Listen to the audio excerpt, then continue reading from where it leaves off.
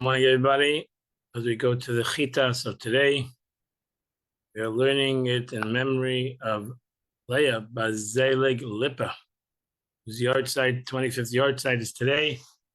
And all our learning and good deeds should be L'Zeicha Nishmasa. She should have a Lichtik Gan Eden, should be an ambassador of goodness and kindness for everybody, especially for her family. We're holding on the second reading in the portion of Tetzaveh. We're holding on chapter 28, verse number 13. Vasisa Mishpat Zaydzav. The Torah is still talking about the Ephod. Sorry, I don't have the picture book here today, so you just have to listen into the parsha. So you shall make gold settings. These are the settings which the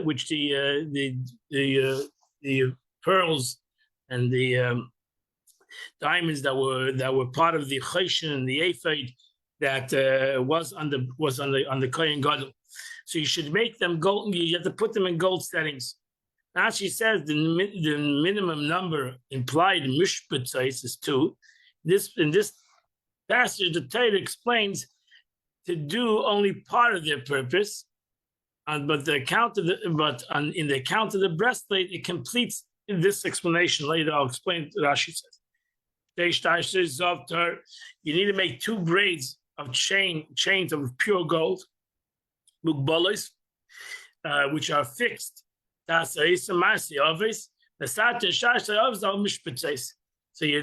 are fixed at the upper edge of the breastplate, and fasten these braids change to the gold setting. So the gold settings were on top of the shoulders of the Kohen Gadol. He had 2 onyx stones there, and there were 2 gold brands that went down in front to connected the breastplate to the shoulder straps, because the shoulder straps didn't go all the way down; it just went to his shoulders. And he shall make 2 braids of chains of pure gold, which we fixed. And you should push fasten the braids of chains to the gold settings. It's not just shayshtos is changed, mugbalis at the border edge of the breastplate. Tasa must be made. Master ovis. What does it mean? Master ovis by the method of braiding threads, meaning not by the method of holes and links, just as is used in the form of those chains made for buckling, for pulling buckets from pits, but rather like those that are made for incense burners, called inzenners in Old French. And you shall put these chains of braids that are made by braided work upon these settings. Here's the part here. In this part of the text, is not place of the command to make chains or the command to fix them. The word tasa is used as made to nate command, nor does it the word nosata stated note a command, but it's a future action. From the passage about the breastplates, the Torah about the choshen, the Torah returns to the subject of the chains and it commands to make them or fix them. The description of the chains is written here only to indicate a part of the purpose of the settings that the Torah commands to make with the ephod. And thus it wrote it here to say these settings will be necessary when you make the chains for the edge of the breastplate. So you have to have settings so to make sure that the chains connect to those settings. Then you have to make a breastplate, mishpat, of judgment. The breastplate was made also of a woven design. Just like the design of the ephod was the choshen. Zav, which is made out of zav, gold, it's made out of threads composed of gold, Turkish wool, purple wool, scarlet wool, and twine linen. Now she says, why is it called choshen mishpat? Because it atones the miscarriage of justice. Another explanation, it's called mishpat because it provides a clear statement. Why? Because through the Urim v'Tumim, there was the names of God in the choshen, and he used to give out whenever there was a problem, a question that couldn't be answered. Time to go out to war, they would ask the Urim v'Tumim, and the Urim v'Tumim would give a clear message. mishpat, a judgment. And therefore provides a clear statement through the Urim V'Tumen, and it promises come true. The term mishpat may be used in one of three senses. The claims of a party of a lawsuit is a mishpat. The verdict is a mishpat, and the sentence is a mishpat. Whether the punishment is death, or its punishment is lashes, or monetary punishment. And it's used here in the second sense. It's a clarification of a matter. So that's the clarification. For the breastplate, made the statement explicit and clear. And that's why it's called mishpat. It does clarify something. If there was an issue that the Jewish people needed to have clarity, they went to the Choshen, they went to the Kohen, and he gave clarity. In my Sefer, with interwoven design, and from the five specified materials that it was made from. Verse 16, it was made in a square, it was made one square, and then kafel, it was folded, like take a piece of paper and you fold it. So zeres arkiv is zeres archiv, a span long, and a span wide. Now she says this is very difficult. Also, what the Torah means exactly. We don't have the exact size of this choshen. When they folded, now she says, and placed in the front of him over his heart, as it says, they will be over Aaron's heart, hanging from the shoulder straps of the ephod that came from behind him into his shoulders, and folded over and descended a little way past in front of him. The breastplate hung from them by the golden chains and the rings, as explained in the future, further on this account. Evan, and on this breastplate was stones, gems. Abar Turim, gold settings. There must be 4 rows of gems. Evan Tur Eidem Pitda Berekas Aturech. The first row must be comprised of carnelian, emerald, and topaz. I actually have these stones in the shul, but I don't have there. Malaysia Al Shem Shavon Malaysia. Why is it called Malaysia? You feel it because the stones were in a setting that like filled the gold setting. Atura Sheni, the second row was Nefech Sapir V'Yalim, was red garnet, sapphire, and diamond. Atura Shlishi, the third row was Leshem Shavoy V'Achlama, was Zikron and Ajay and amethyst. Atura Avi, and the fourth row was Tashish Shoyim V'Yoshva, was aquamarine, onyx, and jasper. Mushpotsim Zov, the stones must be encased in their gold, B'Meluyam, in their gold, Lusam, in their gold settings. Now she says the rows of gems must be B'Meluyam in their fillings. They must be surrounded by gold settings. Each one the depth of the correct size, so that it's filled by the thickness of the gem. That is the meaning B'Meluyam. The depth of the setting is to be a size that will be filled by the thickness of the gem. No less and no more.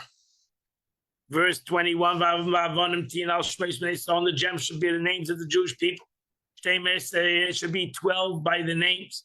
It must be engraved. Ish al shmai, you have each name of the tribe, the name the 12 tribes.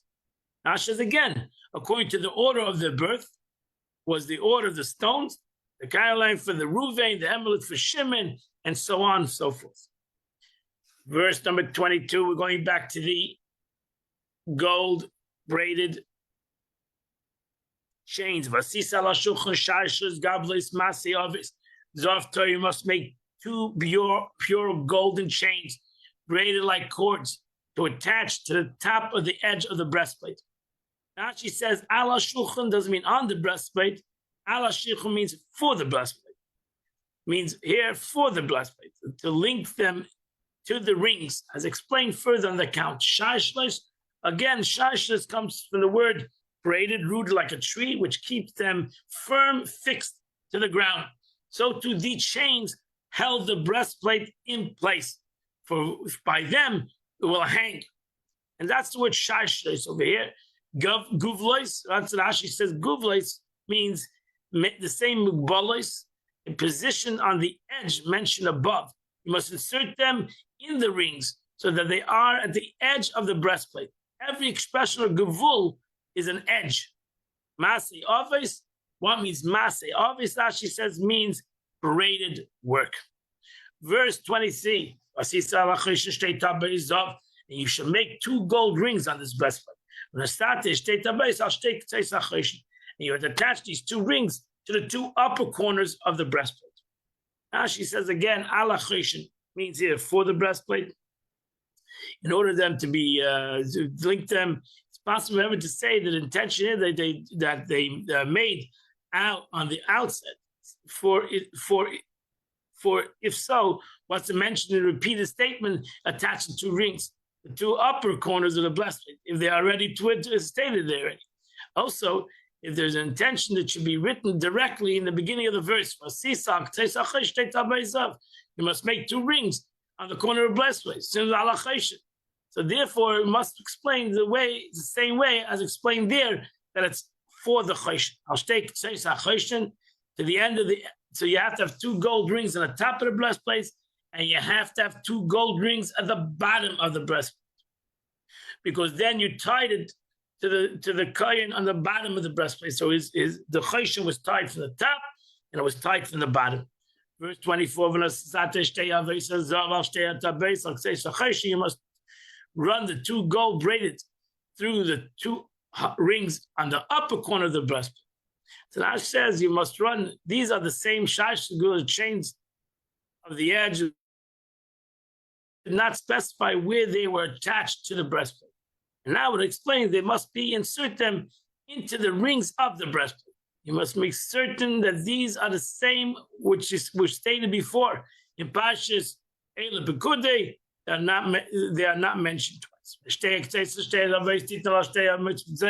You must attach 2 ends on the 2 braids to which the gold settings you must affix towards the front of the shoulder straps of the ephod. Now she says these again belong to the 2 braids, to the 2 ends each one.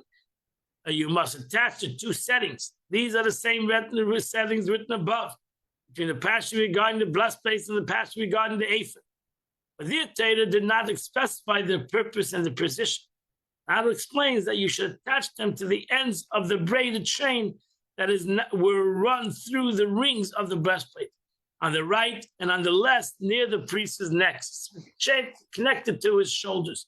The 2 ends of the chain he had to attach to the setting on the right, and similarly to the setting on the left, attach 2 ends of the left chain. And the Sata, to continue. Thank you very much. Thank you very much for the picture. When Asata Mishpurei, you should affix the setting. Al Kisvei Se'eich.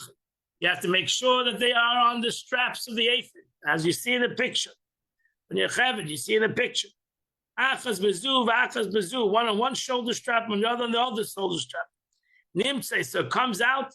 Thus, the shoulder straps of the ephods held the breastplate so that it did not fall, and thus they hung from them. However, were this in the way the breastplate was attached to the ephod, the lower end of the breastplate would still move back and forth, striking the priest of monument. So therefore, you have to make sure to attach the bottom. I don't know if you have a picture. You have to attach the bottom. Oh, there you see it. The bottom of the breastplate also had to be attached to the kohen. Therefore, it's necessary to have 2 rings on the lower edge of the breastplate, and make sure to attach it around the kohen's waist, connected to the ephod. A mulpanav against its face of the ephod. That is, to put the settings on the inner side of the shoulder straps facing the rope, but on the upper side of the faces outwards, which is called mulpanav, against the face of the ephod. And the side, for the side was not visible, is not called panav. Verse 26, you make the 2 additional rings at the bottom we're talking about. You should put it on the corner of the breastplates on the edge, which was facing the ephod, because the breastplate, the bottom of the breastplate, was close to the ephod, to his apron. She says these are the ends of the breastplate, the two lower corners, one on the right and one on the left. On its edge, that is toward the aphid inwards here, you have two indications of their position. One, that it must be put at the edge corner of the lower edge, which is adjacent to the aphid, so that the upper edge is not adjacent to the aphid since it's near the neck, where the aphid was situated around his waist. And it gives another indication that he must not attach them to the surface of the blessed plate that faces outward, but it must be inwards. These rings must be in the back, so to say, close to the back. As this is the side of face aphid, for the priest would tie the belt of the aphid around him, so that the apron part was folded to the front of the priest around his waist, covering the part of his stomach on either side, up to the point corresponding to the lower corner of the breastplate, and thus its corners rested directly upon the aphid. So that's it. So the bottom of the aphid was right by the belt of the aphid of the bottom of the breastplate, left exactly by the aphid belt. And now, how did you attach the two things? Verse 27, you need to have there must be a third, two gold rings, and attachment them to the other lower end of the two shoulder straps of the aphid. Next to where the straps are joined on top of the aphid, above the aphid. So if you can see the picture over there, the shoulder straps of the aphid below, for the settings where it is situated on the top, the upper end of the shoulder straps, the extend over his shoulder, opposite his throat, and were folded forward to descend a little in front of it. The Torah commanded to attach the rings to the straps on the other end, which is attached to the belt of the aphid. This is what's meant to say la'umas machbarte, next to the points of joining, meaning near the location where the straps are joined to the aphid, a little bit above the belt.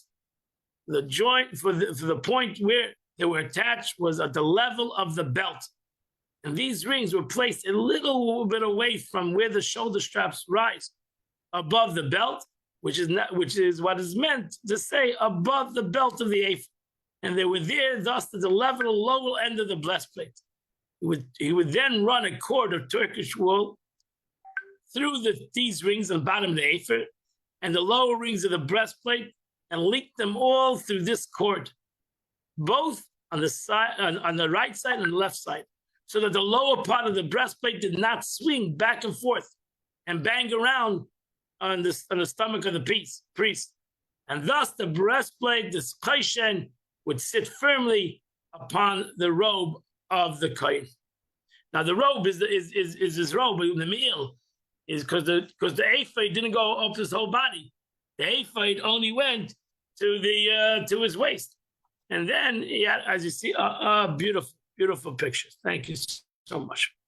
And therefore, the Torah says in verse 28, therefore you must link the bottom of the breastplate to its rings, to the ring of the ephod, which cord of Turkish wool, blue wool, that should be connected to the belt of the ephod. And now the chayshen will not move from this ephod.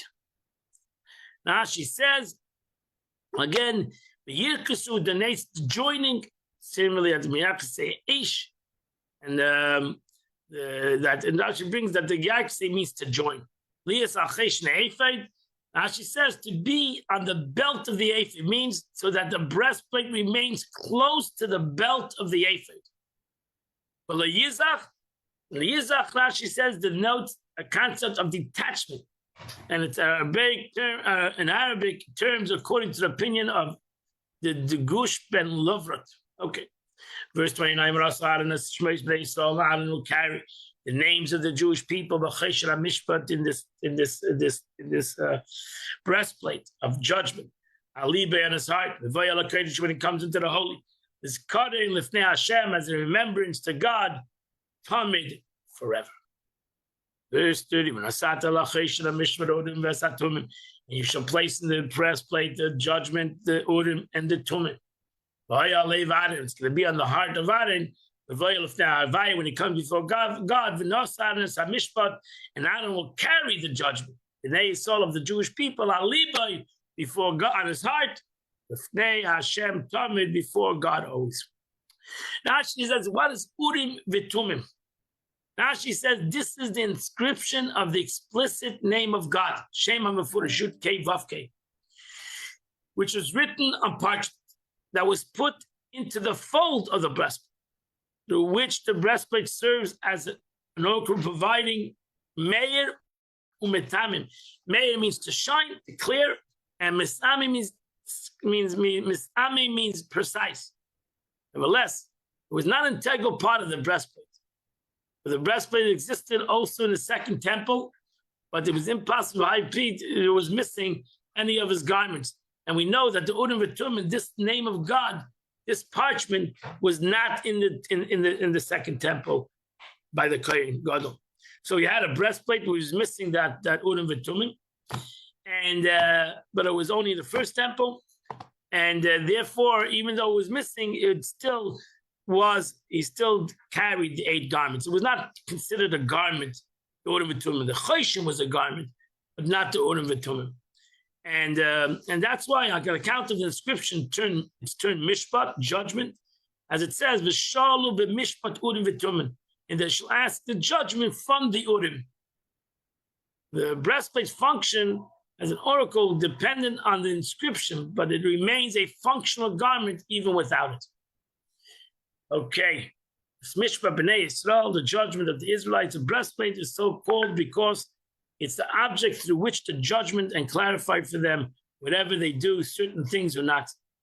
According to the Medrash, the breastplate atones for the perversion of justice. It's called mishpat because it provides forgiveness for those who perverted, the court perverted justice. And that, you should know, every garment that the Kohen Gadol wore came to forgive something else of the sins of the Jewish people. Like the gold that he carried and all his garments were there to forgive under Egel. Today, we go to the Tanya of the day. Today, we start the 30th chapter of Tanya. Chapter 30. In chapter 29, the Alter Rebbe discusses various means of overcoming Timtum Alev, which means state of insensitivity, in which one's heart is dull and unresponsive to the contemplation of God's greatness. All of these methods are aimed to crush one's spirit, whereby one crushes and causes the Timtum Alev, this arrogance of Sitra Achra in the animal soul. The Alter Rebbe explained it at length. Chapter 30, the Alter Rebbe continues this discussion by outlining another method of dealing with this problem. One who suffers from indifference, from Timtum Alev, from the covering of the heart, to the dullness of the heart. We should all fulfill the instruction of what our sages said.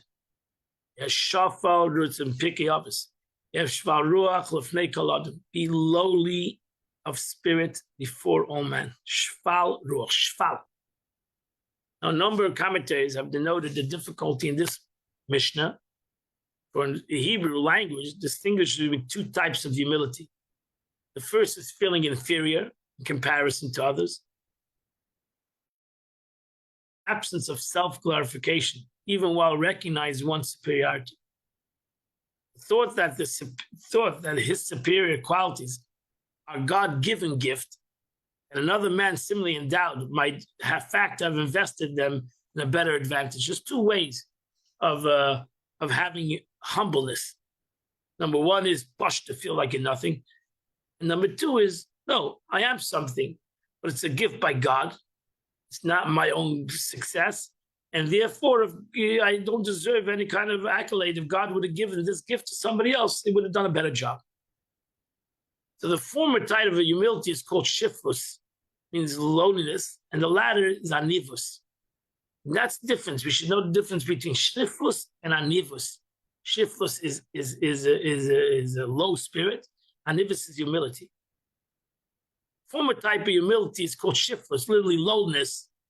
I feel like nothing. And the second is anivus, I'm humbled. Since the Mishnah employs the word shif, shval ruach, doesn't say ye are humble, it says you should be nothing. It's implicitly advocating the former type of humility. And here's a difficult arise. Why should one regard himself to be lower than every man? Why should we have that kind of a concept? Lower even than the lowest sinner. Why should a person have that kind of a feeling? First, it might not be true. Because of this difficulty, some commentators interpret the Mishnah saying, conduct yourself in self-effacing towards every man. Meaning, treat every man with difference as though he was superior to you. But he really might not be, but treat him that way, even though you might be higher than him. He might be a sinner, you might not be a sinner. So therefore, you're not the lower than, but you just need to treat everybody in that kind of way. The Alter Rebbe objects to this interpretation. Because the Alter Rebbe says you cannot interpret that in the Mishnah. Because the Mishnah uses the word ve'hever. It doesn't say you should act. It says the word ve'hever, be thus. That's the word. The word is ve'hever, you shall be thus. That means the Mishnah is telling us not that we should act in a way that's not true. The Mishnah is saying you should be that way. Wording implies be thus, not merely act thus. Is in also said be'emes lamite. The Mishnah is telling you are lower than.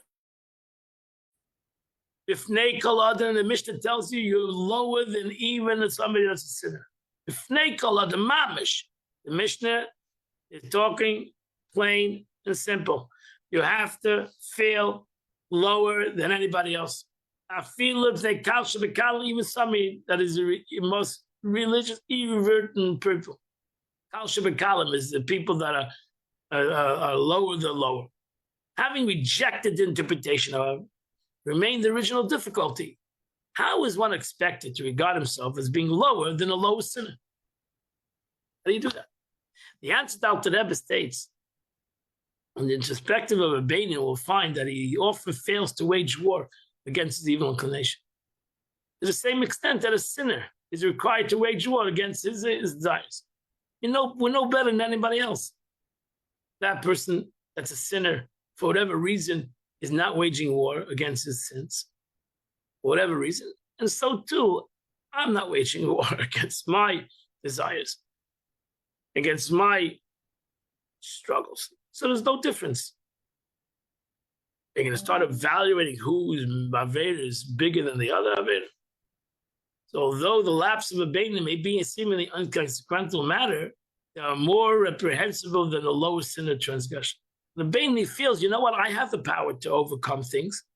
Maybe that person doesn't have the power. I have the power to overcome it, and seemingly I'm not overcoming it. So therefore, the Beinin says to himself, you know what, I'm worse than a sinner, because a sinner, I always judge everybody to the right. So I always judge another person, say, oh, you can't overcome his sin. Can't overcome his struggle. But I know I could overcome my struggle. And nevertheless, I'm not overcoming my struggle. So what's the difference? In essence, I'm worse than another person who cannot overcome his struggle. I know I have free choice. I know for my situation, I can overcome it, and I'm not overcoming it. So then he can indeed regard himself as being lower than the literally every man, as Alter Rebbe says. Therefore, we should, and how do we accomplish this? Is through another instruction of the sages. Don't judge your fellow until you come to his place. Now, why did the Mishnah say until you come to his place? Because how do you don't judge anybody? Because you say it follows. You always say another person, maybe the situation he's in made him sin. Maybe his situation made him incapable of controlling himself. Maybe his situation, therefore I'm not in this situation. And that's why I judge everybody right. So I judge everybody right because I say that person is in a situation. I cannot say that about myself. So everyone's told already, Jonathan, in fact, you're not put in a situation, you put yourself in a situation. That's a person that's looking at himself. I put myself in this situation. So therefore, I'm supposed to get out of this situation. But how I look at somebody else, I have Rahmanas on me. I always judge everybody right. He's in a situation, maybe in a situation which you cannot handle. Like, for example, a guy that is panos to go in the shuk, he's in the marketplace all day. He's not a person that sits and learns. He's in the marketplace. He's a guy who engages. He sits in the corner, street corners. He has to make a panos. He's sitting in the street. He sees things. He gets involved in things. What do you want from the guy? Vein of Roy is called Taiva, and his eye sees all these things. What do you expect? And the eye sees, and the heart desires. So what do I expect? How we can expect anything? And additionally, it may be that his spiritual place, the nature of his evil influence that leads him to sin, his evil nature burns like a baker's fires up. He can't control it. As brought down the prophet who says, it says, which is heated even greater than a frequency intense than the domestic oven. As it's written in Isaiah, it burns like a flaming fire. It's different, however. One goes in the marketplace a little, but most days sits in his home. Rather than the street corners, he therefore encounters less temptation. So maybe Baruch Hashem, the Eibishter gave me a situation. I don't have so much temptation. That person has too much temptation. And even if a guy says, oh, but I'm like the other guy who's hanging on the marketplace too, we're both in the marketplace. Maybe you're not such a hot kind of guy. So you don't have temptations. Maybe you're a person that doesn't have a, what do they call it? You don't have a kind of character that gets addicted. You don't have addiction issues. Another person is easily convinced. He has more of a heart that goes that way. Every person is different. Because the evil influence is not the same in everyone. Yes, as the Gemara says, a certain person has a passionate, and a person is less passionate. As I explained earlier, the Alter Rebbe said before, in a person that doesn't have taivus, even immorality, women's men issues, it may be because he has a cult in neshama, maybe he has a cold soul, and he's pashut, has no taivus in his life. It doesn't show that he's a holy person. He's simply a cult in neshama. He's simply a cold soul, and he has no passion in his life, and therefore he's a passionless person. So therefore he has no passion to these issues. But if his misdeeds of a culture are indeed attributed to his environment and to his passionate nature, why does it deserve his derogatory? Why do we say to a person that is a sinner, then we just gave a free ticket to everybody? We just, in essence, gave a free ticket. Everybody is free to what they want to do. It's what they want, the situation. No, the Alter Rebbe say, I'm not giving anybody a free ticket. Every person has to look at the situation as somebody else and have Rahmanas on them and judge them correctly. But every person himself needs to say, what do you mean? I'm a hot person. I'm an emotional person. People say when they get angry, I'm an emotional person. No, it's not an excuse. I'm supposed to say about somebody else he's an emotional person, and therefore he gets angry. But the person himself needs to say, I need to stop this. I can overcome these emotions. Therefore, somebody who's extremely passionate and he's a hot nature, and his job is to sit in the streets, and now he's seeing all these things that is making him hot, or is making him passionate. I'm not giving him an excuse. Every person needs to look at himself and judge himself. I'm not supposed to judge somebody else, but every person needs to judge himself. And every person needs to say, I cannot do that. Alter Rebbe is not giving a free ticket to anybody. He says, no. Everybody needs to work on themselves. Everybody needs to say, you know what? I'm not allowed to be this way. I shouldn't be a Rasha. Oh, but I'm a hot person. So you're a hot person. The Eibishter gave you a godly soul. He gave you the challenge. You can overcome your passion. You can overcome your hotness. That's it. Because I don't have the fear of God in front of me. So there's no excuse to anybody. Now, Alter Rebbe is just talking the way I'm supposed to look at somebody else. Person look at himself, he has no excuses. Every person needs to do what is right. And if he has a hot temper, When God gave him that kind of temperament, he has to control his temper. Because every person should control himself and to restrain from feeling desire of his heart. Because the fear of God, which sees everything he does. Because as I explained before, because when the concept of mind over your heart is not only by tzaddikim, it's not only by Beinim, it's by everybody. They gave everybody that the mind should rule over their heart. So it's no excuse for anybody to say, oh, you know what, my environment, my upbringing, my situation. No, change your situation. The truth is, this is a big war to overchange your situation, change your character. It's not an easy thing. You should have rachmanis on another person that has an addiction issue, that has a passion, that has an anger issue, or that has a depression issue. All these are rachmanis on these people. We should pray for them. We should beg the Eibush to heal them, because it's a big war to overcome these issues. That they should break the Yetzirah, that they should break their evil inclination and have the fear of God. It's like an unbelievable test to that person.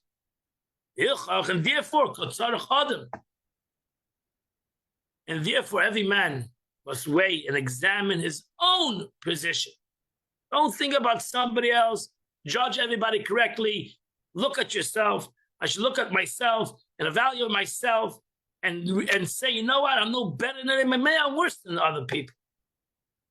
Maybe I'm worse than the worst sinner who cannot overcome his addiction, his issues, but I could overcome my addictions and my issues.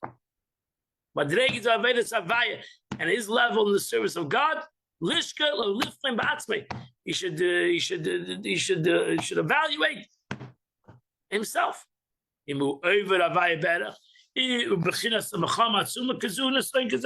Whether he serves God in a situation required a compatible struggle, in a manner commensurated with the dimension which the first battle and test in a Kal Shavakal. He should really ask himself, does he have a struggle like somebody else's struggle? Maybe he doesn't have a struggle like somebody else's struggle.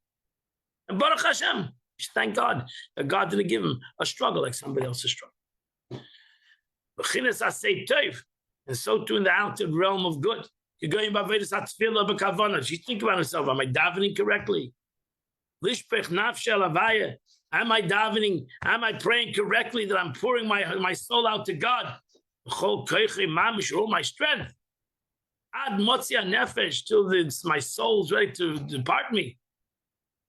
I'm so special. He cannot overcome his Yetzirah, but I can. Am I overcoming my Yetzirah in my davening? Am I overcoming my Yetzirah in my passion to God? Am I overcoming my evil inclination, my fear of God? Am I waged with battle? Am I such an unbelievable person, greater than somebody else, that I'm waging a war against my Yetzirah, against my body and my animal soul within it, which impedes his devotion, crushing, grind them like dust. Have I done that? I'm such a tzaddik.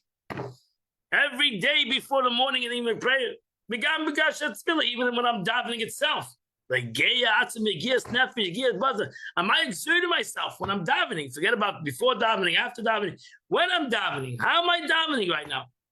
Exerting my spirit, and exerting my body to remove more hindrance, devotion, and part of my body. I'll explain further at length. Alter Rebbe is going to show everybody, look at yourself. You're far from so great. Maybe you're worse than somebody who has an addiction, who has a situation that he can't control. You know you could control it. I know I could control it. For whatever reason, I'm not doing it. So therefore, have a shval ruach, not to be humbled, but be lower than every person. That ends the time of the day. Today is the third day of the month. And the Tillim of the day is 18, 19, 20, 21, and 22. You do those chapters, you do the chittas of the day. Today, the Rebbe writes, now, the Alter Rebbe said the mitzvah of Avas Yisrael extends to everyone born into the people of Israel, even if you have never met him. how much more so does it extend to every member, man and woman of Jewish community where you live, who belongs to your community. You should surely love them unlimited. My friends, it says you should say goodbye to somebody through the learning of Torah. So we learn Torah together. I want to wish you a wonderful week. The chitas of the week is going to be taken over tomorrow until Monday by Rabbi Kramer. He does the chitas at 9 a.m. due to the fact he takes his kids to school. He does the chitas at 9 a.m. So Tuesday, Wednesday, Thursday, Friday, it's going to be at 9 a.m. Okay? I hope you continue learning chitas with him. And Mitzvah Hashem, I'll be in Israel. I'll have you in mind in all the holy places. And the Eibush should give us all Arichas Yom, and there should be peace in the land and goodness in the land. And the Mashiach should come, and we should all be in Eretz Yisrael. Which we should all come to Eretz Yisrael. I'll meet you there. The coming of Mashiach. But may be Amen Mamash. Have a wonderful and beautiful